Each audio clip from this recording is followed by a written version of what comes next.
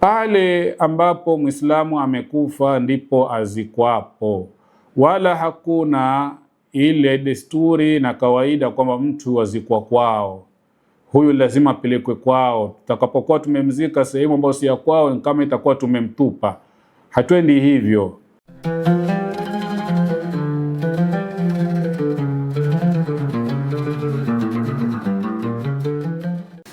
Bismillahirrahmanirrahim. Alhamdulillahi rabbil alamin. Wassalatu wassalamu ala rasulillahi wa ala alihi wa ashabihi ajma'in. أما بعد فإن أصدق الحديث كتاب الله وخير الهدي هدي محمد صلى الله عليه وسلم وشر الأمور محدثاتها وكل محدثة بدعة وكل بدعة ضلالة وكل ضلالة في النار. اللهم أعذنا من النار، اللهم أعذنا من البدع. Baada ya kumhimidi Allah subhanahu wa ta'ala na kumtakia rehma na amani Mtume Muhammad sallallahu alayhi wasallam, ni wakati mwingine tena tukikutana katika kituo hichi cha Halali Char TV, tukiwa tunaendeleza maelimisho na makumbusho katika dini yetu tukufu hii ambayo imejengwa kwa misingi ya elimu wala haikujengwa kwa misingi ya ujinga. Tunao yazungumzia ni kuhusu ahkamul janaiz, hukumu zenye kufungamana na maiti ya Kiislamu kwenye yale ambayo anapaswa kufanyiwa baada ya Muislamu kufariki mpaka kuzikwa kwake. Kwenye kikao cha nyuma tuliweza kuzungumzia talqinul muhtadhir, kumfanyia talqin yule ambaye ameyafikia mauti, au almuhtadhar kwa maana nyingine yule aliyefikiwa na mauti. Tukasema kumfanyia talqini ni kutamkisha kalimatu shahada au kalimatu tauhid, aseme la ilaha illa Allah Muhammadun Rasulullah. Baada ya kuyazungumzia hayo, bila kupoteza muda, leo tuingie kwenye mengine ambayo ni haki kufundishana na kuelimishana kuhusu hayo. Nao ni ma ala alhadhirina ba'da mautihi, yale yanompasa waliohudhuria kifo cha Muislamu baada ya kufa kwake. Iwapo tumehudhuria mauti ya ndugu yetu Muislamu, tumemuuguza mfano mpaka tukashuhudia kufa kwake tukiwa mbele yake, baada ya kuwa tumeshuhudia kufa kwake, tumehudhuria kufa kwake, kinawapasa nini wale ambao wako pale kwenye hadhara ya ndugu yao aliyefariki? Haya ndiyo ambayo tutayazungumzia leo insha Allah taala kwenye kikao hichi. Fa idha qada wa aslama ruha fa alayhim iddatu ashya. Muislamu anapokufa na kuisalimisha roho yake kwa Allah subhanahu wa ta'ala, ni juu ya waliohudhuria mambo kadhaa yafuatayo. Jambo la kwanza, an yughmidhu ainaihi wa yad'u lahu aidan, wanatakiwa wamfunge macho yake na wamuombe vile vile. Lihadithi Ummi Salama qalat dakhala Rasulullah sallallahu alayhi wasallam. Ummu Salama anatuelezea kwamba Mtume Muhammad sallallahu alayhi wasallam aliingia ala Abi Salama, aliingia kwa Abu Salama, waqad shaqqa basaruhu, ili hali ameyakodoa macho yake. Abu Salama kwenye kufa kwake Mtume sallallahu alayhi wasallam alihudhuria, akampata Abu Salama ameyakodoa macho yake. Fa aghmadahu, Mtume Muhammad sallallahu alayhi wasallam akamfunga macho yale. Thumma qala, kisha akasema, inna ruha idha qubidha, hakika ya roho itakapochukuliwa, tabi'ahu albasaru, hufuatwa na macho. Roho inapochukuliwa, macho huiandama roho ile. Kwa hivyo pale tunapomuona maiti yamekodoa macho, macho yake ameyatoa nje, huwa anaiandama ile roho kule na kupelekwa. Kwa hivyo ndipo hapo inatakiwa Waislamu au wahudhuriaji waliohudhuria kwenye kifo cha ndugu yao Muislamu, wanapomuona kwamba macho yake yameyakodoa hivyo, waweze kuyafunga, wasimwache hivyo yakiwa yako wazi. Mtume Muhammad sallallahu alayhi wasallam alipowaambia Waislamu hao waliokuwa wamehudhuria kwenye kifo cha Abu Salama maneno haya kwamba mtu akifa na roho inapotolewa huwa macho yanaandama roho ile, fadajja nasun min ahlihi, watu katika familia ya Abu Salama wakapiga makelele kwa kulia. Faqala, Mtume akasema, la tad'u ala anfusikum illa bikhairin, musijiombee isipokuwa khairi, fa innal malaikata yu'minuna ala ma taqulun, kwani malaika wanaitikia amini kwa yale msemayo. Thumma qala, kisha Mtume akasema kumwombea Abu Salama, Allahumma ighfir li Abi Salama, Mola msamehe Abu Salama, warfa' darajatahu fil mahdiyin, lakini vile vile unyanyue daraja yake katika uongofu. Waghfir lana wa lahu ya rabbal alamin, utusamehe sisi na yeye Mola wa walimwengu. Wafsah lahu fi qabrihi wa nawwir lahu fihi, na mkundulie kaburi lake na umngarishie kaburi lake. Kwa hivyo katika hadithi hii tunalipata hili la maiti kufungwa macho yake, lakini vile vile kuombewa. Jengine, an yughattauhu bithawbin yasturu jami'a badanihi, baada ya kutekelezeka hili la kufungwa macho yake ni afinikwe kwa nguo ambayo itastiri mwili wake wote. Lihadithi Aisha radhiyallahu anha anna Rasulullahi sallallahu alayhi wasallam hina tuwfiya sujjiya biburdin hibaratin, kwamba Mtume Muhammad sallallahu alayhi wasallam alipokufa alifinikwa na shuka maalumu ambayo iliweza kufinika mwili wake wote. Kwa hivyo baada tu ya Muislamu kukata roho, linalotokea ni ule mwili wake ufinikwe kwa nguo. Lakini wa hadha fi ghairi man mata muhriman, hili ni kwa yule ambaye hakufa akiwa katika ibada ya haji, amehirimia kutekeleza ibada ya haji. Fa amma almuhrimu fa innahu la yughatta ra'suhu wa wajhuhu, ama yule ambaye amekufa akiwa katika ibada ya haji hafinikwi kichwa chake wala uso wake. Lihadith ibn Abbas qala bainama rajulun waqifun bi'arafa, Abdullah ibn Abbas anatuelezea kisa cha mtu mmoja ambaye alikuwa amesimama katika uwanja wa Arafa, idh waqa'a bi rahilatihi fawaqasathu, mara akaanguka kwenye kipando chake, farasi ambaye alikuwa amempanda au ngamia akamwangusha. Likatokea hilo kuwa ni sababu ya yeye kufa. Faqala an-nabiy sallallahu alayhi wasallam, Mtume akasema, ighsiluhu bima'in wa sidrin, baada ya kufa ndugu yenu huyu kwa ajali hiyo, muosheni kwa maji na mkunasi. Wakafinuhu fi thawbain, na mumkafini mumstiri kwenye nguo mbili, shuka mbili.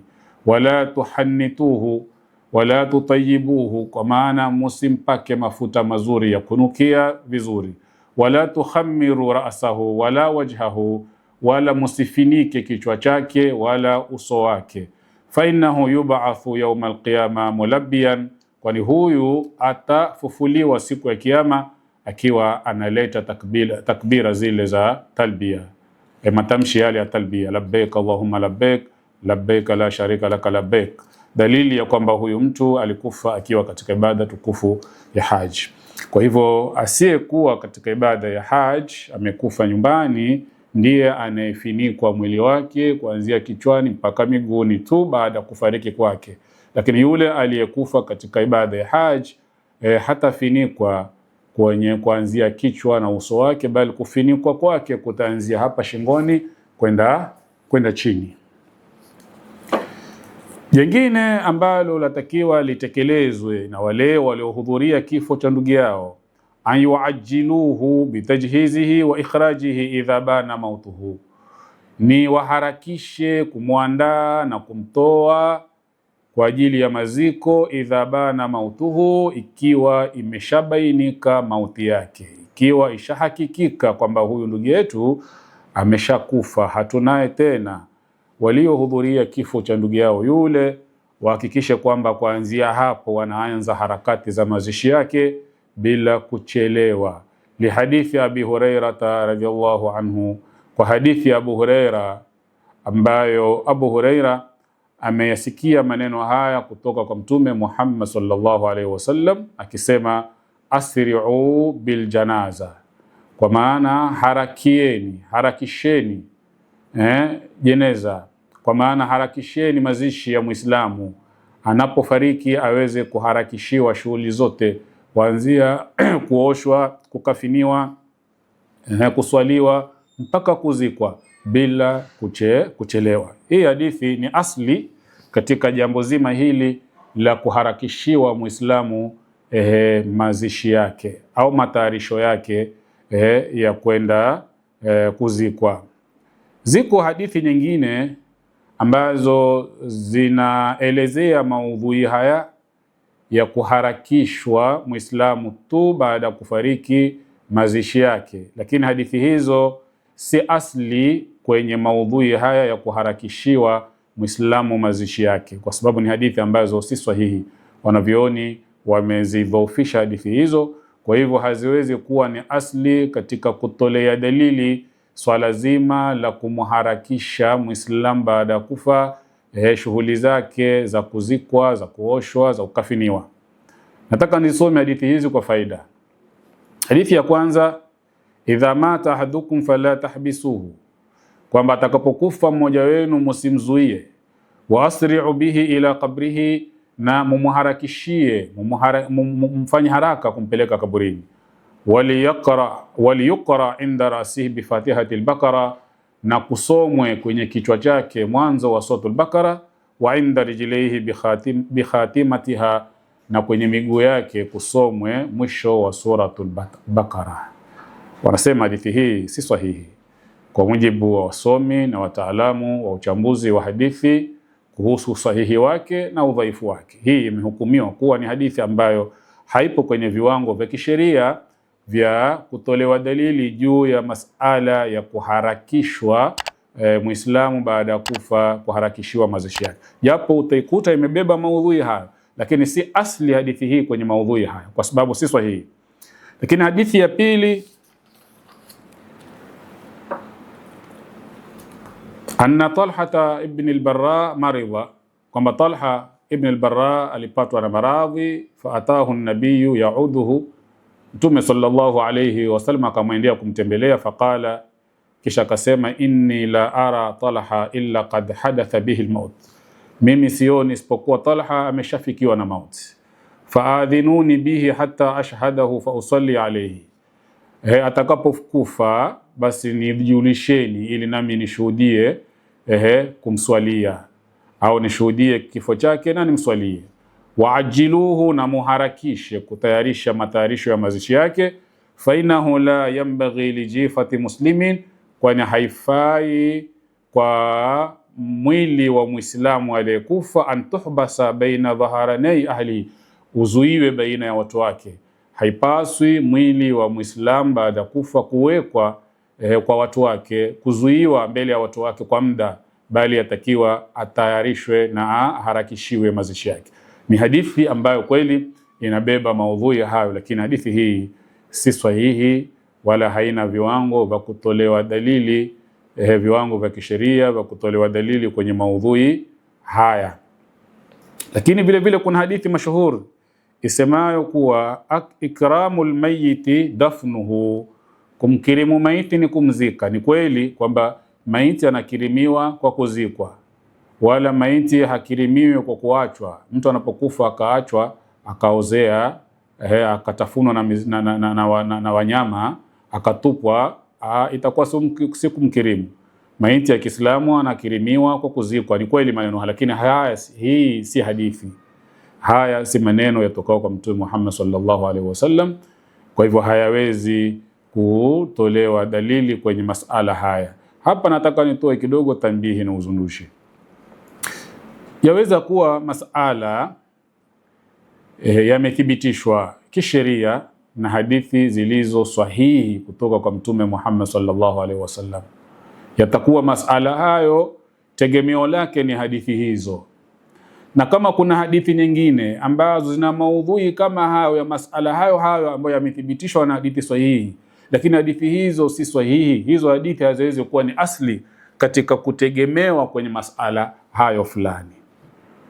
Na kama maudhui yamezungumziwa na hadithi zilizokuwa si sahihi, ni dhaifu, na zinazungumzia maudhui fulani hadithi hizo, lakini kwa bahati mbaya hakuna hadithi hata moja iliyo sahihi yenye kuzungumziwa hadithi maudhui ya tukio hilo au la jambo fulani, hizo hadithi zilizo dhaifu haziwezi kuwa ni hoja kwenye masala hayo.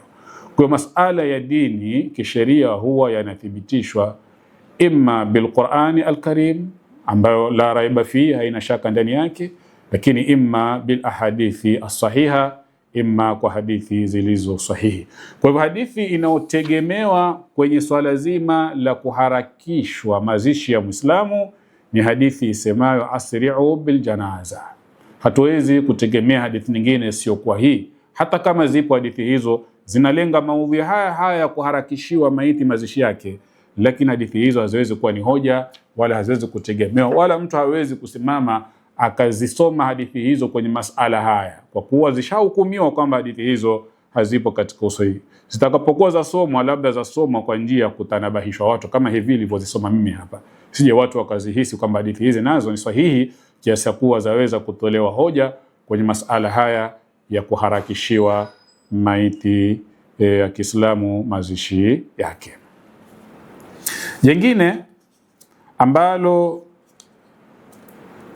linapaswa kueleweka hapa na waliohudhuria mauti na kifo cha ndugu yao Muislamu kwenye yale ambayo wanatakiwa wamfanyie, asema ai yudfinuhu fil baladi alladhi mata fihi, wanatakiwa wamzike katika mji ambayo amekufia, wala yanquluhu ila ghairihi, wala wasimuhamishe kwenda mji mwingine, liannahu yunafi al-isra al-ma'mura bihi, kwa sababu hilo lapingana na ile haraka ambayo Mtume alitutaka tuifanye kwa ndugu yetu baada ya kufa, tuharakishe mazishi yake.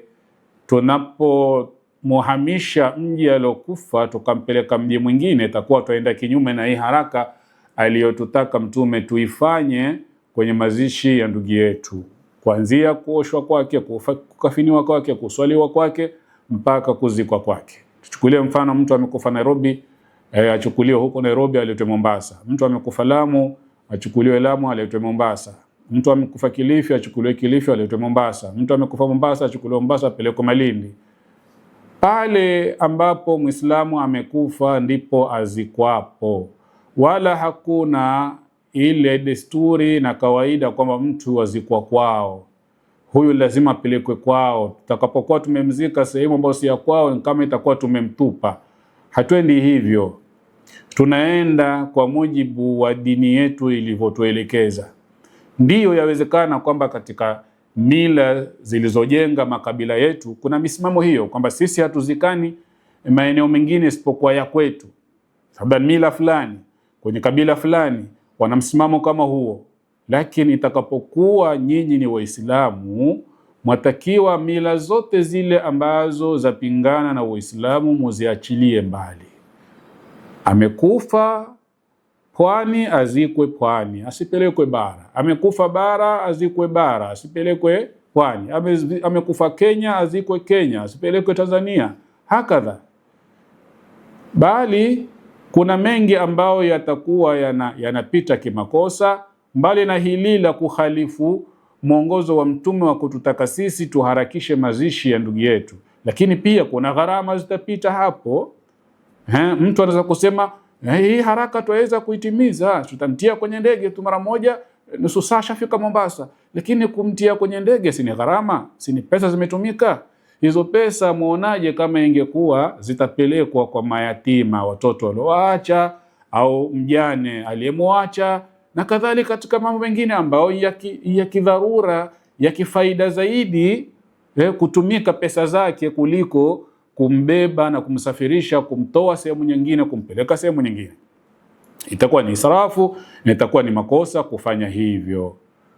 Hivyo basi atakiwa Muislamu azikwe pale alipokufa. Allahumma, labda iwe mahala alipokufia hakupatikana mahala pa kuzikwa, hapakupatikana ardhi ya kuzikwa, basi itakuwa ni dharura sasa hapo kumtoa maeneo hayo kumpeleka maeneo mengine ambayo ndiko kulikopatikana ardhi ya kuzikwa. Lakini Muislamu amekufa ardhi ya Waislamu, maeneo ya kuzikwa yapo, ambiwa hapana bwana, huyu atakiwa akazikwe kwao. Kwao wapi? Muislamu anakufa kwake, baada ya kufa ni pale alipokufia, hapo patosheleza. Hao walioko kwao waje huku wamzike, na kama hawawezi kufika, walioko kule alikokufia ndio ndugu zake, watawatoshelezea wale ambao wako mji wa kwao. Kwa hivyo tufuateni ile miongozo ambayo ni ya uhakika kutoka kwa mtume wetu Muhammad ili kuhuisha dini yetu. Na hili ni katika jambo ambalo linakhalifiwa sana. Twashuhudia maiti za Kiislamu kusafirishwa eneo jingine kupelekwa eneo jingine bila dharura za msingi, basi tu ni kwa kuwa huko si kwao, kule ni kwao. Babake na mama yake yuko huko, haiwezekani azikwe huku na ili hali babake hajamuona, mamake hajamuona. Hayo ni masala yasiyokuwa ya msingi wala hayana nguvu ya kuandamwa katika dini. Hili ndugu zangu lathibitishwa na hadithi ifuatayo kwamba Muislamu afapo anazikwa hapo alipokufa. Asema Jabir ibn Abdullah radhiyallahu anhuma qala lamma kana yawm Uhud humila alqatla liyudfinu bilbaqi, siku ya vita vya Uhud wale waliokufa katika vita vya Uhud walibebwa kwenda kuzikwa maeneo ya Al-Baqi. Al-Baqi ni eneo ambalo mtume alikuwa akizika sahaba wake, lilo karibu na mji wa Madina. Sasa vita vya Uhud vilitokea nje kidogo ya mji wa Madina. Walipokufa mashahidi katika vita vya Uhud, watu wakataka kuwachukua na kuwabeba kuwapeleka Madina katika makaburi ya Al-Baqi ili wazikwe huko. Fanada munadi Rasulillah, akatangaza mtangazaji alipawa idhini na mtume Muhammad atangaze tangazo hili, anna Rasulullah sallallahu alaihi wasallam yaamurukum an tudfanu alqatla fi madhaji'ihim, mtume anawaamrisheni wote waliouawa katika vita vya Uhud wazikwe maeneo yao waliokufia, hapo hapo katika uwanja wa Uhud wazikwe hao waliokufa mashahidi, wala wasihamishwe kupelekwa kwenye makaburi ya Al-Baqi. Hii hadithi ni asli kwenye kuthibitisha kwamba maiti ya Kiislamu inazikwa pale ilipokufia. Na kama ingekuwa kuna ubora, basi mtume angeruhusu hao waliokufa katika vita vya Uhud waende wakazikwe kwenye makaburi ya Al-Baqi, manake makaburi ambayo yanazikwa Waislamu na kumezikwa masahaba wakubwa walio na daraja kubwa za uchamungu. Lakini akasema la, hawa waliokufa hapa Uhud watazikwa hapa, ndio maeneo waliokufia, wala si ruhusa mili kubebwa kupelekwa Madina kuzikwa kwenye makaburi ya Al-Baqi.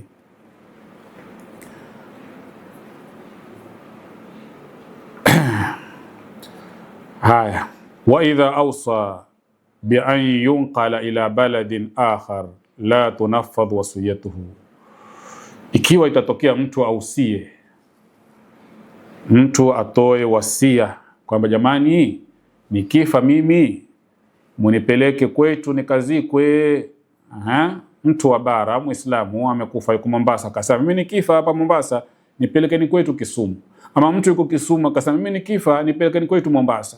Ama mtu yuko Mombasa, nikifa nipelekeni kwetu Malindi, nipelekeni kwetu Lamu, nipelekeni kwetu kadha, akataja mji wake ule.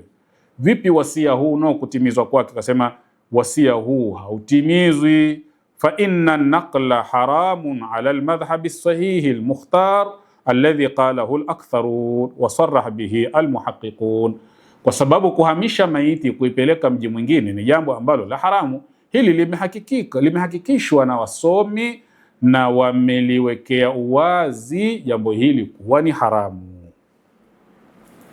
Kwa hivyo hautatekelezwa wasia ule, tutamzika ule mji aliokufia, hata kama alituambia kwamba nikifa munipeleke kwetu. wala kwa Allah subhanahu wa ta'ala hatapata dhambi. Jingine ambalo latakiwa liharakike kufanyika kwa wale waliohudhuria mazishi ya ndugu yao, an yubadara ba'dhum liqada'i dainihi min malihi, ni baadhi yao waharakishe kulipa deni lake kabla ya kuzikwa, kabla ya kuswaliwa. Kama kuna madeni yaharakike kulipwa, hata kama madeni yale yatagharimu mali yake yote, basi yalipwe, hata kama kutakosekana cha kuwarithi watoto wake, cha kurithi ile mali ambayo baba yao labda ameacha au ndugu yao au mtoto wao. Fa in lam yakun lahu malun fa ala ad-dawla an tuaddi anhu, kama hana mali, amekufa lakini hana mali ya kulipa ile deni na adaiwa, basi dola italipa, serikali itamlipia. Ikiwa mali ile, deni lile ni kubwa na yeye hana uwezo na familia haina uwezo na yeye hakuwa na uwezo na mali ya kuweza kulipiwa deni lake. Fa in lam taf'al wa tatawwa bidhalika ba'dhuhum jaza, ikiwa dola haikufanya hivyo, basi waweza kutokezea baadhi ya watu, majirani na marafiki, kuweza kumlipia lile deni. Kwa mujibu wa hadithi zifuatazo zenye kuthibitisha masala haya ya deni kulipwa. Hadithi ya kwanza ambayo ya Jabir ibn Abdullah, asamata rajulun faghassalnahu wa kafannahu, mtu mmoja amekufa tukamuosha tukamkafini, wa hatannahu tukamvisha sanda, wa wada'nahu li rasulillah haythu tudha'u janaiz, tukamwekea mtume ili amswalie. Thumma adhanna rasulullah bisalati alayhi, kisha tukamtangazia mtume amswalie. Fajaa maana, mtume akaja kwa ajili ya kumswalia, lakini kabla ya kumswalia akasema la'alla ala sahibikum daynan, la'alla ala sahibikum daynan, huenda mwenzenu huyu ana deni. Wakasema ndiyo, analo deni dinari 2. Basi mtume fatakhallafa, akajiepusha kumswalia yule bwana, kisha akasema sallu ala sahibikum, swalieni mwenzenu huyu. Faqala lahu rajulun yuqalu lahu Abu Qatada, bwana mmoja kwa jina Abu Qatada akasema, ya Rasulullah, huma alayya, deni lake hilo mimi nitalikidhi nalisimamia. Faja'ala Rasulullah sallallahu alayhi wasallam yaqulu huma alayka wa fi malik, bas deni hilo litakuwa juu yako na mali yako. Wal mayitu minhuma bari'u, na maiti huyu kwa mbali na hilo deni. Kuanzia sasa maiti huyu deni lake limetoka kwako, liko mgongoni mwako. Kisha fasalla alayhi, mtume akawa ni mwenye kumswalia. Baada ya siku kadhaa akakutana na Qatada na akamuuliza juu ya deni kwamba je, deni lile umshalilipa? Akasema naam, kad kadhaituha ya Rasulullah, nimelilipa. Kad kadhaituhuma, dinari 2 ambazo alikuwa anadaiwa yule ndugu yetu nishazilipa. Qala, mtume akasema al'ana hina baradat alayhi jilduhu, bas hivi sasa ndio mwili wake umekuwa baridi. Kabla hapo alikuwa mwili wake uko moto kwa kuadhibiwa kwa deni lake, lakini baada tu ya kulipa deni lake mwili wake umekuwa baridi kwa deni hilo kulipwa. Riwaya nyingine ya Saad ibn al-Atwal, anna akhahu mata wa taraka 300 dirham, ndugu yake alikufa na akaacha dirham 300, wa taraka iyala, na akaacha watoto. Asema fa aradtu an unfiqaha ala iyalihi, nikataka mimi zile pesa nizitumie kuwahudumia watoto wake. Faqala linnabiy sallallahu alayhi wasallam, mtume akanambia, in akhaka mahbusun bidaini, ndugu yako amezuiwa na deni yake, deni lake limembana. Faqdhi anhu, nenda kamlipie deni lake kwa hizo pesa zake ambazo ameziwacha. Asema fadhahabtu faqadaitu anhu, nikaenda nikamlipia deni hilo. Thumma jitu, kisha nikaja nikasema, ya Rasulullah, qad qadaitu anhu illa dinarain, nimshamlipia deni lake isipokuwa dinari 2 zimebaki. Iddaatuhu mamraa, kuna mwanamke amedai kwamba anazidai hizo dinari 2, walaysa laha bayina, lakini hana ushahidi kwamba anadai kweli dinari 2 kwa ndugu yangu. Mtume akamwambia, a'tiha fa innaha muhiqa, wa fi riwaya sadiqa, mpe, ana haki, ni mkweli, madamu amekwambia hivyo, mpe dinari zake 2 ambazo ilikuwa ni deni anamdai ndugu yako. Katika hadithi hizi ndugu zangu tunaona kwamba anna almayita yantafi'u biqada'i ad-dayn anhu, maiti ananufaika kwa kulipiwa deni, walau kana min ghairi waladihi, hata kama deni lile halitoki kwa mtoto wake. wa anna alqadaa yarfa'u aladhaba anhu, na kwamba ulipaji wa deni lile linamuondoshea adhabu.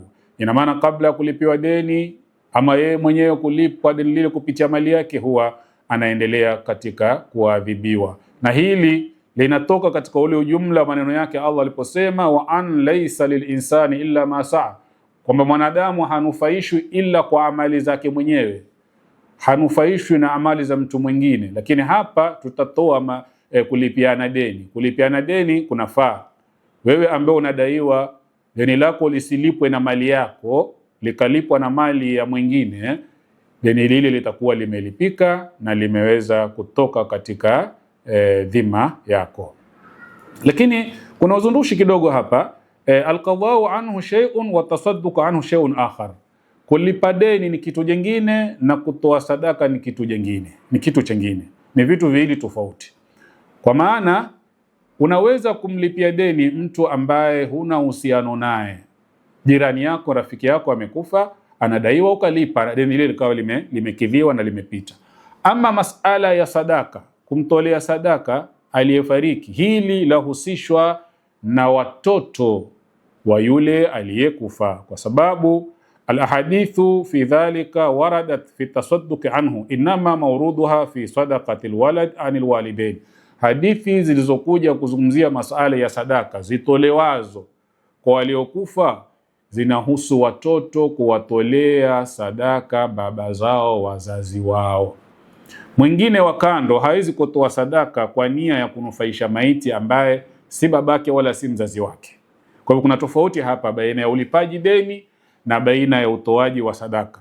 Deni la maiti laweza kulipwa na mtu yoyote hata kama si mwanawe, lakini sadaka ili mnufaishe mtu ni iwe sadaka ile imetolewa na mtoto kumtolea babake au mamake aweze kufaidika na hizo sadaka, kama zilivyokuja hadithi ambazo Mtume Muhammad aliruhusu kwamba wazazi ama watoto waweze kutoa sadaka kwa ajili ya kunufaisha wazazi wao ambao wamekufa. Tutakuja kubainisha zaidi huko mbele masala kama hayo yatakapofikia muda wake. Mpaka hapa ndugu zangu, nimeweza kuzungumzia hapa leo yale ambayo yanawapasa wale ambao wamehudhuria kifo cha ndugu yao Muislamu waweze kuyatekeleza moja kwa moja, ikiwemo kumfunga macho maiti yule, lakini vile vile kumwombea maombi kipindi hicho. Lakini pia tumeweza kuzungumzia juu ya kufinikwa mwili wake wote isipokuwa yule ambaye amekufa katika ibada ya haji. Lakini pia tumezungumzia kuharakishiwa mazishi yake bila kucheleweshwa. Lakini pia tumezungumzia kwamba azikwe mji aliyokufia wala asihamishwe kwenda mji mwingine, na yote yule ambaye atahusia kwamba azikwe mji mwingine wala sio ule aliyokufia, wasia wake hautatimizwa. Lakini vile vile tumeweza kuzungumzia ulipaji wa deni, alipiwe deni lake aliyekufa hata kama deni lile litalipwa na mwingine asiyekuwa familia yake, na iwapo kuna dola ipo ya Kiislamu inaweza vile vile pia kusimamia deni hilo. Wa sallallahu ala Muhammadin wa ala alihi wa sahbihi wa sallam walhamdulillahi rabbil alamin.